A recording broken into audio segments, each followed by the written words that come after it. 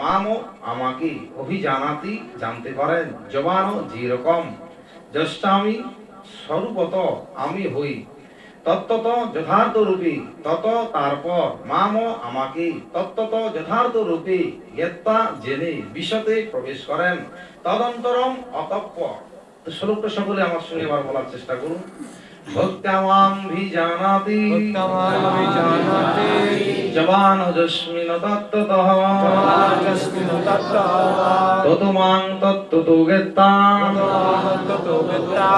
বিশতে তদন্তরম। বাংলা অনুবাদ সকলে বুঝবেন। ভক্তির দ্বারাই কেবল যথার্থ রূপে কেউ স্বরূপত আমাকে পরমেশ্বর ভগবান রূপে জানতে পারেন। এই প্রকার ভক্তির দ্বারা আমাকে তত্ত্বত জেনে তিনি আমার ধামে প্রবেশ করেন।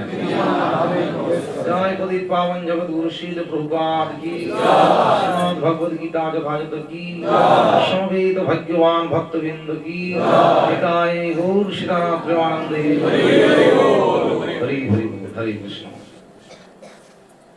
তো স্বয়ং ভগবান এখানে মোক্ষ যুগে অর্জুনকে বলছেন, হে অর্জুন, ভক্তির দ্বারাই কেবলমাত্র স্বরূপত আমার তত্ত্বটা প্রকাশ হয়।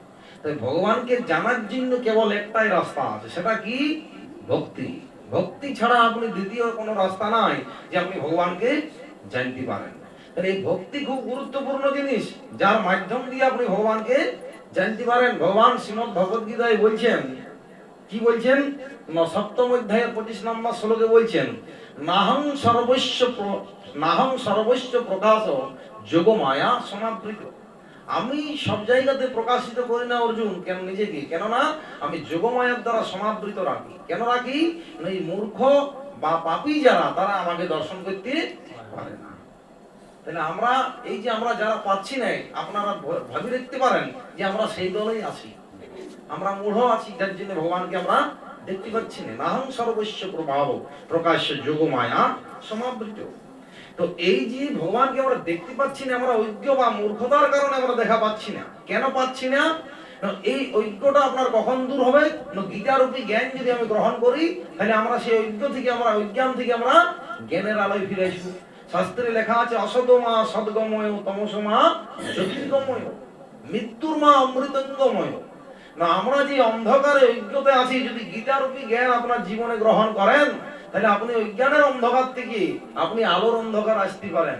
এই জ্ঞান যদি আপনি গ্রহণ করেন, মৃত্যু সংসারে আপনি ডুবে আছেন, প্রতিনিয়ত আমাদেরকে মারা যেতে হচ্ছে, তাহলে আমরা এই মৃত্যুর থেকে বাঁচতে পরে আমরা অমৃতের জায়গায় ফিরে আসতে পারি, যখন আর আমাদেরকে কেউ মারা যায়, আমরা কখনোই আর মারা যাব না। তাহলে সেই জ্ঞান তো আমাদেরকে গ্রহণ করা দরকার। আপনি সেই জ্ঞান কিভাবে গ্রহণ করবেন? কেবলমাত্র ভক্তির দ্বারা।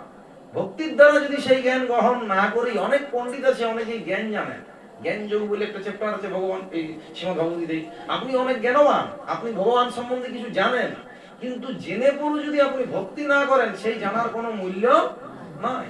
তার জন্য মহাপ্রভু বলছেন, আপনি যিনি আচার করেন অথচ প্রচার করেন না, সেটা ভক্ত নয়। যিনি প্রচার করেন অথচ আচার করেন না, আমি আমি আপনাকে বলছি করার জন্য, আমি নিজে করছি না, অর্থাৎ সেই কথাটা প্রযোজ্য নয়। আমি নিজে আচরণ করি, তারপরে যদি আপনাকে বলি, তার মানে দেখবেন সেটা হচ্ছে যথার্থ। তো তাই জন্য ভগবান বলছেন, ভক্তিকে আপনি কারখানে পাবেন না, যে ভক্ত, যে ভগবানের চরণে নিজের কাছে সমর্পণ করেছেন। মহাপ্রভু শ্রী চৈতন্য মহাপ্রভু তৎকালীন সমাজে মহান পণ্ডিত ছিলেন।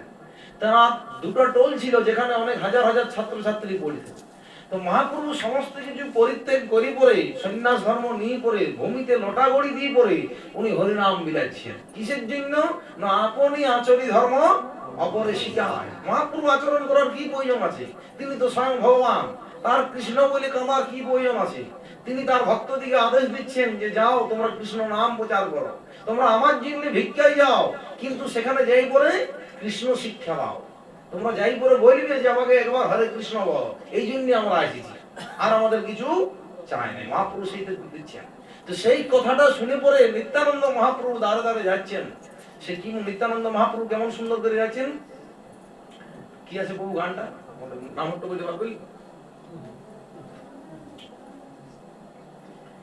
তো সেই নিত্যানন্দ মহাপ্রভু কি বলছেন যে আমারে কিনিয়া লহ দন্তে তীর্ণ ধরি।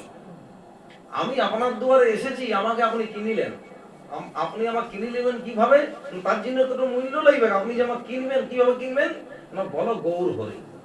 একবার হরে কৃষ্ণ মহামন্ত্র বলো, একবার গৌর হরির নাম বলো, তাহলে আমি আপনার কাছে বিক্রি হয়ে যাচ্ছি। এরকম কেউ আছে বলার মতন ব্যক্তি? আমার কিনিয়ালো দন্তে তীর্ণ, আপনার চরণে যে তীর্ণটা স্পর্শ করিয়াছে, সেই তীর্ণটা আমি দাঁতে ধরছি, আপনি তার জন্য একবার হরে কৃষ্ণ বলুন। এমন দয়াল আমরা আর কোথায় পাবো? এমন দয়ালকে আর কোথায় পাওয়া যাবে?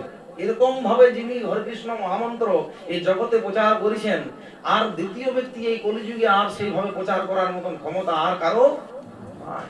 তাই জন্য লোচন দাস ঠাকুর বলছেন যে